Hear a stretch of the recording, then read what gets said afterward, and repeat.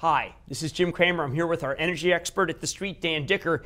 I have to tell you that Dan, while his breadth of knowledge is extraordinary in the oil patch, also has tremendous knowledge of commodities in general, which is why I want to come to you and ask you, how the heck, with a drought, they're already saying it's the worst drought, can we have a corn bear market? Well, I wouldn't go so far as to call it corn bear market. I mean, we've seen this price when the drought started ratchet up over $8 a bushel. Now, to me, this is like somebody banging you on the head 3 times a minute and then stopping and banging you only twice a minute, and you're going, boy, that feels really good, because we've managed to break a $7 a bushel number on corn.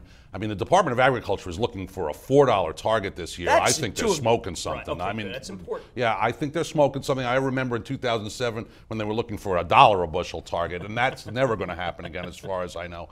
There's a connection that cannot be discounted between oil and corn. Right. That's an ethanol connection. That if I laid a chart of corn on top of a chart of oil and didn't label each one, you'd be hard pressed to tell the difference. Right, I saw you on MSN say that, and I think people were really kind of in shock that it's the swing factor. Unfortunate, but true, and this is something that we do have to keep in mind. Now, again, corn has dropped because we did get a bearish report. We've gotten more, and my grain guys in Chicago are telling me that this is something that you have to watch over the course. It's almost as if the crop sets up over a certain number of weeks during the spring. So, and futures are, forward-looking, obviously. Right. So this is something that we're looking at for how the crop will set up over the course of the next 3 or 4 let's say weeks. I'm a shareholder in Buffalo Wild Wings. This has just moved up to mid-80s because they think the wing price is going to go down.